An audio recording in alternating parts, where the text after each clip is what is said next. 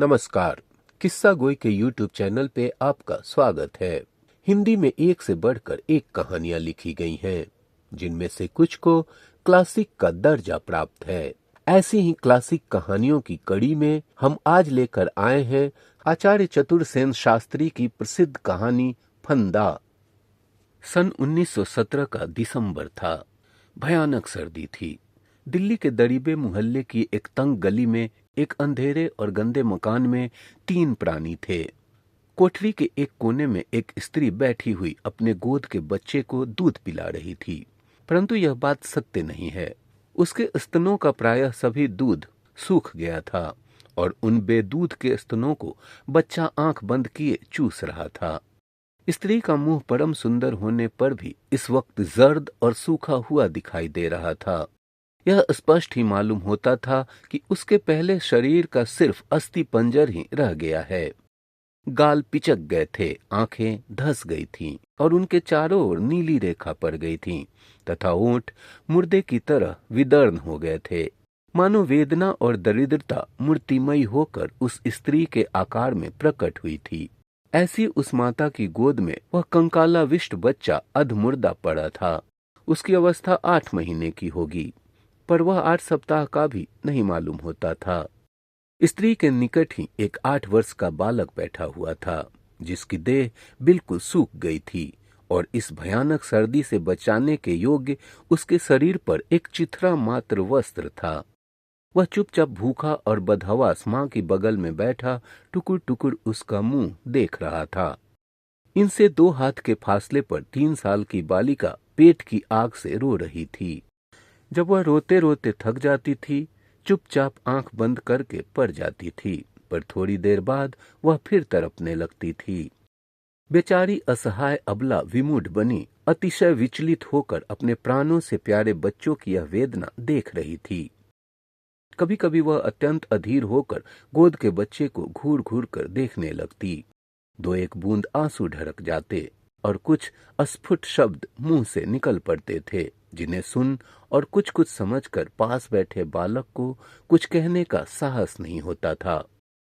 इस छोटे से परिवार को इस मकान में आए और इस जीवन में रहते 5 मास बीत रहे थे। 5 मास प्रथम यह परिवार सुखी और संपन्न था। बच्चे प्रातःकाल कलेवा कर गीत गाते स्कूल जाते थे। इसी मोहल्ले में इनका सुंदर मकान था और है, पर एक ही घटना से यहाँ तक नौबत आ गई थी। इस परिवार के कर्णधार एकमात्र स्वामी, बच्चे के पिता और दुखिया स्त्री के जीवन धन मास्टर साहब, जिन्हें सैकड़ों अमीरों और गरीबों के बच्चे अभिवादन कर चुके थे, जो मोहल्ले के सुजन, हंसमुख और नगर भर के प्यारे नागरिक और सार्वजनिक नेता थे, आज जेल की दीवारों में बंद थे। उन पर जर्मनी से षड्यंत्र का अभियोग प्रमाणित हो चुका था और उन्हें फांसी की सजा हो चुकी थी। अब अपील के परिणाम की प्रतीक्षा थी। प्रातःकाल की धूप धीरे धीरे बढ़ रही थी। स्त्री ने धीमे किंतु लड़खड़ाते स्वर में कहा, बेटा विनोद, क्या तुम बहुत ही भूखे हो?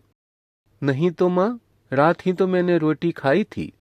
सुनो सुनो, 1 2 3, इस तरह 8 तक गिनकर 8 बज रहे हैं। किराए वाला आता ही होगा। मैं उसके पैर पकड़ और 2-3 दिन टाल दूंगा माँ। इस बार वह तुम्हें जरा भी कड़ी बात न कह पाएगा। स्त्री ने परम करुणा सागर की ओर क्षण भर आंख उठाकर देखा और उसकी आंखों से 2 बूंदें ढरक गईं।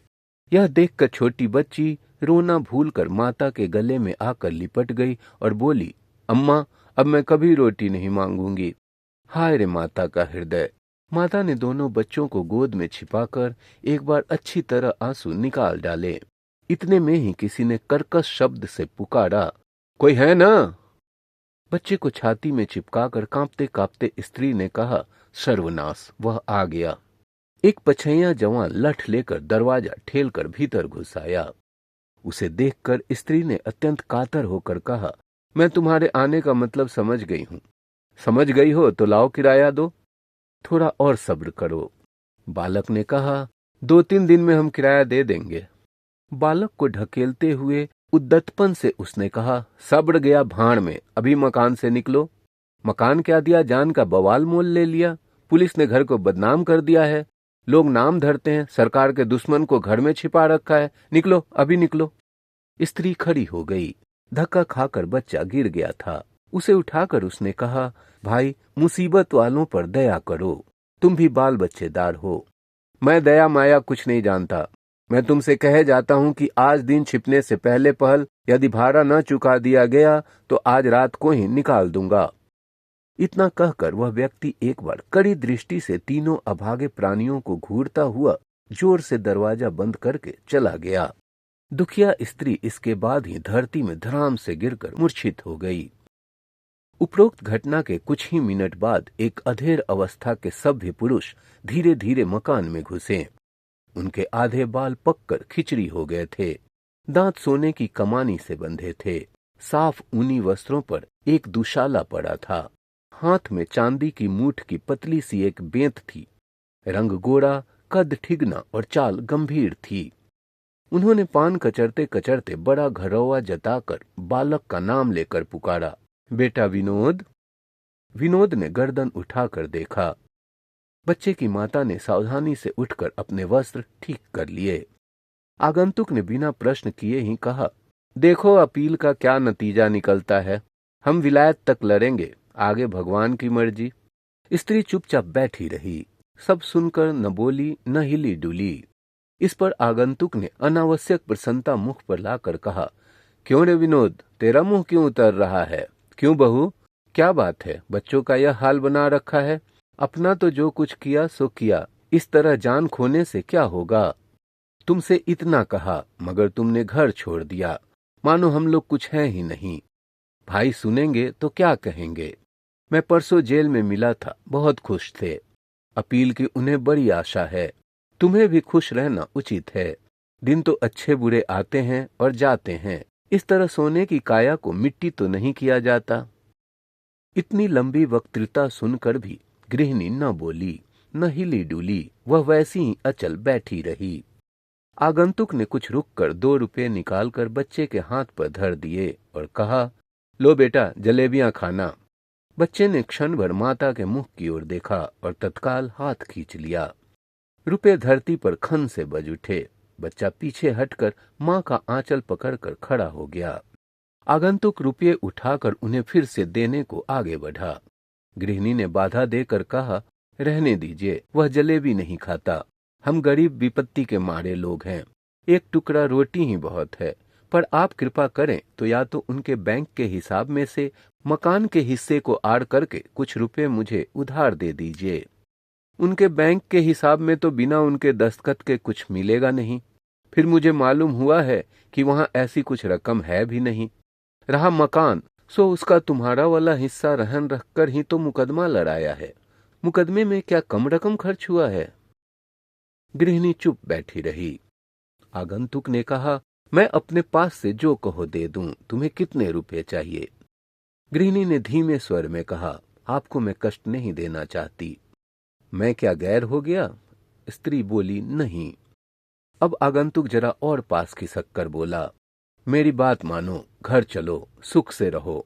जो होना था हुआ, होना होगा हो जाएगा। किसी के साथ मरा तो जाता नहीं है।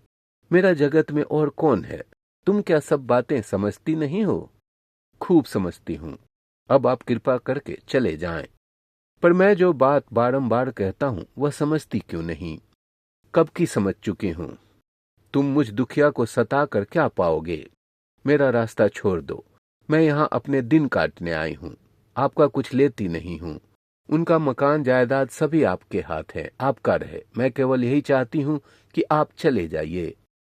आगंतुक ने कड़े होकर कहा, क्या मैं सांप हूं या घिनौना कुत्ता हूं? आप जो कुछ हो, मुझे इस पर विचार नहीं करना है। और तुम्हारी यह हिम्मत और हेकड़ी अब भी? गृहिणी चुप रही। यहां भी मेरे एक इशारे से निकाली जाओगी, फिर क्या भीख मांगोगी? गृहिणी ने कोई उत्तर नहीं दिया।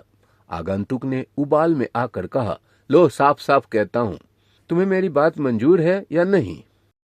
गृहिणी चुपचाप बच्चे को छाती से छिपाए बैठी रही। आगंतुक ने उसका हाथ पकड़कर कहा, आज मैं इधर उधर करके जाऊंगा। स्त्री ने हाथ झटक कर कहा, पैरों पड़ती हूं, चले जाओ। तेरा हिमायती कौन है? मैं गरीब गाय हूं, फिर लाते क्यों चलाती है? बोल, चलेगी? नहीं। मेरी बात मानेगी? नहीं। तुझे घमंड किसका है? मुझे कुछ घमंड नहीं है। तुझे आज रात को ही सड़क पर खड़ा होना पड़ेगा। भाग्य में जो लिखा है होगा। लोहे के टके की आशा न रखना। गृहिणी खड़ी हो गई। उसने अस्वाभाविक तेज स्वर में कहा, दूर हो ओ पापी, भगवान से डर। मौत जिनके घर मेहमान बन बैठी है उन्हें न सता। भय उन्हें क्या डराएगा? विश्वासघाती भाई, भाई को फंसाकर फांसी पहुंचाने वाले अधर्मी। उन्हें फंसाया, जमीन जायदाद ली, अब उसकी अनाथ गरीब दुखिया स्त्री की आबरू भी लेने की इच्छा करता है। अरे पापी, हट जा, हट जा। आवेश में आने से स्त्री का वस्त्र खिसक कर नीचे गिर गया। यह दशा देखकर बच्चे रो उठे। बड़े बच्चे के मुंह पर जोर से तमाचा मारकर आगंतुक ने कहा, तेरी पारसाई आज ही देख ली जाएगी, मुसलमान गुंडे। वह कुछ और न बोल सका। वह दोनों हाथ मींचकर क्रोध से कांपने लगा। स्त्री ने कहा, जा जा पापी जा, और वह बदहवास चक्कर खाकर गिर गई। दोनों बच्चे जोर जोर से रो पड़े। आगंतुक तेजी से चल दिया। वही दिन और वही प्रातःकाल, परंतु उस भाग्यहीन घर से लगभग 5 मील दूर दिल्ली की जेल में एक और दृश्य सामने था। जेल के अस्पताल में बिल्कुल एक ओर एक छोटी सी कोठरी थी। जिन कैदियों को बिल्कुल एकांत ही में रहने की आवश्यकता होती थी, वे ही इसमें रखे जाते थे। इस वक्त भी इसमें एक कैदी था। उसकी आकृति इतनी घिनौनी, वेश कैसा मलिन और चेष्टा कैसी भयंकर थी कि ओह, कई दिन से वह कैदी भयानक आत्मिक ज्वर से तप रहा था और कोठरी में रखा गया था।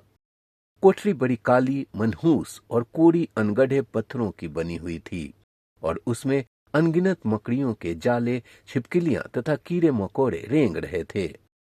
उसमें न सफाई थी न प्रकाश। ऊपर एक छोटा सा छेद था। उसी से सूरज की रोशनी कमरे में पड़ते ही उसकी नींद टूट गई। प्यास से उसका कंठ सूख रहा था। वह बड़े कष्ट से चारपाई के इर्द गिर्द हाथ बढ़ाकर कोई पीने की चीज ढूंढने लगा, पर उसे कुछ भी न मिला। तंग प्यास की तकलीफ से छटपटाकर वह बड़बड़ाने लगा, कौन देखता है, कौन सुनता है? हाय, इतनी लापरवाही से तो लोग पशुओं को भी नहीं रखते। डॉक्टर मेरे सामने ही इस वार्डर से थोड़ा दूध 2-3 बार देने और रात 2-3 बार देखने को कह गया था, पर कोई क्यों परवाह करता? मेरी नींद तो रात भर टूटती रही है। मैंने प्रत्येक घंटा सुना है, यह पहाड़ सी रात किस तकलीफ से कटी है। यह कष्ट तो फांसी से अधिक है। रोगी अब चुपचाप कुछ सोचने लगा। धीरे धीरे प्रकाश ने फैलकर कमरे को स्पष्ट प्रकाशमान कर दिया। धीरे धीरे उसकी प्यास असह्य हो चली, पर वह बेचारा कर ही क्या सकता था। वार्डर की खूंखार फटकार से भयभीत होने पर भी वह एक बूंद पानी पाने के लिए गला फाड़कर चिल्लाने लगा, पर न कोई आया और न किसी ने जवाब ही दिया। वह प्यास से बेदम हो रहा था। उसका प्राण निकला जाता था। वह बारंबार पानी पानी चिल्लाने लगा। कभी अनुनय विनय भी करता, कभी गालियां बकने लगता। ईश्वर के लिए थोड़ा पानी दे जाओ, हाय एक बूंद पानी। अरे मैं तुम लोगों को बड़ा कष्ट देता हूँ, पर क्या करूँ, प्यास के मारे मेरा प्राण निकल रहे हैं। अरे मैं भी तुम्हारे जैसा मनुष्य हूँ, मुझे इस तरह क्यों तरपा रहे हो? इतना उपेक्षा तो कोई बाजारू कुत्तों की भी नहीं करता। अरे आओ, नहीं तो मैं बिछौने से उठकर सब दरवाजे तोड़ डालूंगा और इतनी जोर से चिल्लाऊंगा कि सुपरिटेंडेंट के बंगले तक आवाज पहुंचेगी। इस पर एक घिनौने मोटे ताजे अधेड़ व्यक्ति ने छेद में से सिर निकाल कर कहा, अरे अभागे, क्यों इतना चिल्लाता है? क्यों दुनिया की नींद खराब करता है? मैं प्यास के मारे मर रहा हूँ। फिर मर क्यों नहीं जाता?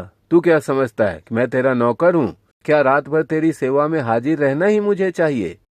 इसके बाद वह एक नौकर को पुकार कर बोला, अरे देख तो, थोड़ा पानी लाकर इस बदमाश के मुंह में डाल दे। इतना हुक्म देकर वह निष्ठुर फिर चल दिया। पानी पीकर रोगी थकान के मारे बेसुध होकर सो गया। यही कैदी उस दुखिया का सौभाग्य बिंदु मास्टर साहब थे। अचानक उसी वार्डर की कर्कश आवाज सुनकर वह चौंक पड़ा। उसने चाबियों से कोठरी का दरवाजा खोला। रोगी एकटक देखने लगा। पादरी और जेलर ने कोठरी में गंभीर भाव से प्रवेश किया। कुछ जरूरी कागजात पर लिखा पढ़ी की गई और कैदी को सुना दिया गया कि उसकी अपील नामंजूर हो गई है और आरोग्य लाभ होते ही उसे फांसी दे दी जाएगी। कैदी ने आंख बंद करके सुना, समझा और फिर उसकी आंखें एकटक छत पर अटक गईं। धीरे धीरे दोनों कमरे से बाहर निकल आए। इसके कुछ क्षण बाद ही डॉक्टर ने कमरे में प्रवेश करके बड़ी सावधानी से रोग परीक्षा की। फिर एक दो मीठी बातों के बाद कहा, तुम्हारी स्त्री और बच्चे तुमसे मिलने आए हैं। रोगी एक बार तड़पा और नेत्र उठाकर बाहर की ओर देखने लगा। डॉक्टर ने कहा, इस समय ज्वर नहीं है। मैं आशा करता हूं इसी सप्ताह में तुम अच्छे हो जाओगे। इसी सप्ताह में? रोगी ने विकल होकर पूछा। डॉक्टर ने अपनी बात का समर्थन किया और धीरे धीरे चला गया। 10 बज रहे थे। धूप खूब फैली हुई थी। जेल के सदर फाटक पर वह अभागिनी रमणी दोनों बच्चों के साथ लिए बैठी थी। उसे लगभग 1.5 घंटा हो गया था। वह अपने पति के दर्शन करने आई थी। इतनी देर बाद एक वार्डर उन्हें जेल के भयानक फाटक में लेकर चला। फाटक को पार करने पर एक अंधकारपूर्ण दालान में वे लोग चले। वहां से एक अंधेरी गली में कुछ देर चलकर एक लोहे का छोटा सा फाटक वार्डर ने पास के चाबी के गुच्छों से खोला। उसके बाद वे कुछ सीढ़ियां चढ़कर एक बड़े से गंदे दालान में पहुंचे। उसके सामने ही बड़े से मकान का पिछवाड़ा था, जिसकी ऊंची और छोटी छोटी खिड़कियों से कुछ शोरगुल और बकझक की आवाज आ रही थी। सामने कुछ कैदी अपनी बेड़ियां झंझनाते इधर उधर जा रहे थे। थोड़ी दूर चलने पर उन्हें अस्पताल की काली इमारत दिख पड़ी, जहां भिन्न भिन्न प्रकार के रोगी बिछौनों पर पड़े थे। कमरे की हवा गर्म और बदबूदार थी। बिस्तरे फटे कटे, मैले कुचैले और घृणित थे। यह सब देखते देखते रमणी का सिर चक्कर खा गया। वह घबराकर वहीं बैठ गई। यह सब देख छोटी बच्ची रो उठी। थोड़ी देर बाद वह उठी और इस बार स्वामी की कोठरी के पास पहुंच गई। पर भीतर ऑफिसर लोग थे। उसे कुछ देर ठहरना पड़ा। उनके निकलने पर डॉक्टर ने भीतर प्रवेश किया और डॉक्टर ने बाहर आकर उन लोगों को भीतर जाने की इजाजत दी। दरवाजे के निकट जाकर उसके पैर धरती पर जम गए। पहले तो वह पति को देख ही न पाई। पीछे उसने साहस करके एक बार देखा। हाय, यही क्या उसके पति देव हैं? जीवन के 11 वर्ष सर्द गर्म जिनके साथ व्यतीत किए, वह उठता हुआ यौवन, वे जीवन की उदीप्त अभिलाषाएं, वे रस रहस्य की अमीट रूपरेखाएं हठपूर्वक एक के बाद एक नेत्रों के सामने आने लगीं। उसकी आंखों में अंधेरा छा गया। वह वहीं बैठ गई। रोगी ने देखा। उसने चारपाई से उठकर दोनों हाथ फैलाकर उन्मत्त की तरह कहा, आओ बेटा। अरे, तुम इतने दिन में बिना बाप के ऐसे हो गए? यह कहकर रोगी कैदी ने अपनी भुजाओं में बच्चे को जोर से लपेट लिया और वह फूट फूट कर रोने लगा। सती बैठी ही बैठी आगे बढ़ी। वह पति के दोनों पैर पकड़ उन पर सिर धरकर मूर्छित हो गई। वह रो नहीं रही थी, वह संज्ञाहीन थी। यह सब देखकर छोटी बालिका भी जोर से रो उठी। उसे गोद में लेकर पिता रोना भूल गया। उसकी आंखों में क्षण भर आंख मिलाकर वह हंसी थी। अंत में उसने भर्राई आवाज में कहा, लीला, मेरी बेटी, मेरी बिटिया। इसके बाद उसे छाती से लगाकर कैदी चुपचाप रोने लगा। बड़ी देर तक सन्नाटा रहा। फिर बच्चों को अलग करके वह स्वस्थ होकर पत्नी की ओर देखने लगा। बलपूर्वक उसने शोक के उमड़ते वेग को रोका। उसने क्षण भर आकाश में दृष्टि करके एक बार सर्वशक्तिमान परमेश्वर से बल याचना की। फिर उसने मधुर स्वर में कहा, इतना अधीर मत हो, ध्यान से मेरी बात सुनो। रमणी ने सिर नहीं उठाया। पति ने धीरे धीरे उसके सिर पर हाथ फेरते हुए कहा, नादानी ना कर, वरना इन बच्चों का कहीं ठिकाना नहीं है। ईश्वर पर विश्वास रखो। मेरा विनोद बड़ा होकर तुम्हारे सभी संकट काटेगा। सब दिन होत न एक समान। साध्वी सिसक सिसक कर रो रही थी। उसे ढाढ़स देना कठिन था, परंतु अभी कुछ मिनट पूर्व मृत्यु का संदेश पाकर भी कैदी वह कठिन काम कर रहा था। वह पूछना चाहती थी, क्या अब कुछ भी आशा नहीं है? परंतु उसमें बोलने और पति को देखने तक का साहस न था। समस्त साहस बटोरकर उसने एक बार पति की ओर आंख भरकर देखा। वे आंखें आंसू और प्रश्नों से परिपूर्ण, मुख वेदना से अंधी और मृत अभिलाषाओं की शमशान भूमि प्रति क्षण क्या क्या कह रही थीं। परंतु मानव हृदय जितना सुख में दुर्बल बन जाता है, उतना ही दुख में सबल हो जाता है। मास्टर साहब ने उसका हाथ पकड़कर कहा, अब इस तरह मुझे देखकर इस दशा में कायर न बनो। तुम बच्चों की माता हो। जैसे पति की पत्नी रही, वैसे ही बच्चों की मां बनना। प्रतीक्षा करो। तुमने मुझे कभी नहीं ठगा, अब भी न ठगना। सती की वाणी फटी। उसने कहा, स्वामी जी, मुझे सहारा दो। मैं चलूंगी, नहीं मैं चलूंगी। एक अति मधुर उन्माद उसके होठों पर फड़क रहा था। मास्टर साहब विचलित हुए। उन्होंने संकोच त्याग धीरे से उस उन्मुक्त उन्माद का एक सरल चुंबन लिया। वह वासनाहीन इंद्रिय विषय और शरीर भावना से रहित चुंबन क्या था, दो अमर तत्व प्रतिबिंब हो रहे थे। मास्टर साहब ने कुछ कहने की इच्छा से होठ खोले थे, पर वार्डर ने कर्कश आवाज में कहा, चलो वक्त हो गया। रोगी कैदी ने मानो धाक खाकर एक बार उसे देखा और कहा, जरा और ठहर जाओ भाई, हुक्म नहीं है। कहकर वह भीतर घुस आया। उसने एकदम रमनी के सिर पर खड़े होकर कहा, बाहर चलो। लज्जा और संकोच त्याग कर वह कुछ कहना चाहती थी। मास्टर जी ने संकेत से कहा, उससे कुछ मत कहना। अच्छा, अब विदा प्रिय। बेटे, माँ को दुखी न करना। मेरी बिटिया, मेरी बिटिया। यह कहकर और एक बार बेसब्री से उन्होंने उसे पकड़कर अनगिनत चुंबन ले डाले। रमनी की गंभीरता अब न रह सकी। वह गाय की तरह डकराती वहीं गिर गई और निष्ठुर वार्डन ने उसे घसीटकर बाहर किया और ताला बंद कर दिया। दोनों बच्चे चित्कार कर रो उठे। यह देखकर मास्टर साहब असह वेदना से मूर्छित होकर धड़ाम से चारपाई पर गिर पड़े। रविवार ही की संध्या को इसकी सूचना अभागिनी को दे दी गई थी। वह रात भर धरती में पड़ी रही। क्षण भर को भी उसकी आंखों में नींद नहीं आई थी। 4 दिन से उसने जल की एक बूंद भी मुंह में नहीं डाली थी। सोमवार को प्रातःकाल बड़ी सर्दी थी। घना कोहरा छाया हुआ था। ठंडी ठंडी हवा चल रही थी। ठीक 6:30 बजे का वह समय नियत किया गया था। ठीक समय पर फांसी का जुलूस अंधकोठरी से चला। मास्टर साहब धीर गंभीर गति से आगे बढ़ रहे थे। इस समय उन्होंने हजामत बनवाई थी। वे अपने निजी वस्त्र पहने थे। दूर से देखने में दुर्बल होने के सिवा और कुछ अंतर न दिखता था। वे मानो किसी गहन विषय को सोचते हुए व्याख्यान देने रंगमंच पर आ रहे थे। उनके आगे खुली पुस्तक हाथ में लिए पादरी कुछ वाक्य उच्चारण कर रहा था। उनके पीछे जेलर अपनी पूरी पोशाक में थे। उनकी बगल में मजिस्ट्रेट और डॉक्टर भी चल रहे थे।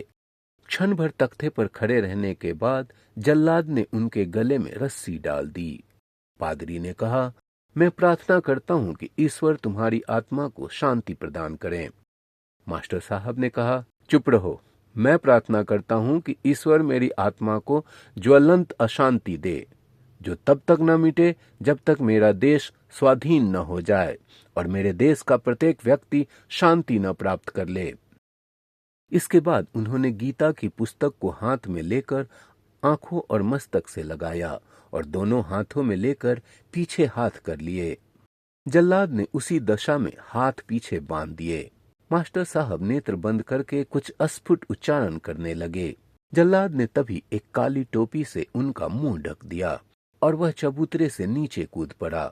पादरी कुछ उच्चारण करने लगे। मजिस्ट्रेट और जेलर ने टोपियां उतार ली। हठात तख्ती खींच ली गई और उनका विवश शरीर शून्य में झूलने और छटपटाने लगा। पर थोड़ी देर में आवेग शांत हो गया। इस घटना के आधा घंटा बाद वही पूर्व परिचित भद्र पुरुष लपके हुए सती की कुटिया पर गए। द्वार खुले थे। भीतर दोनों बच्चे बेतहाशा रो रहे थे और उनकी माता रसोई के कमरे में एक रस्सी के सहारे निर्जीव लटक रही थी।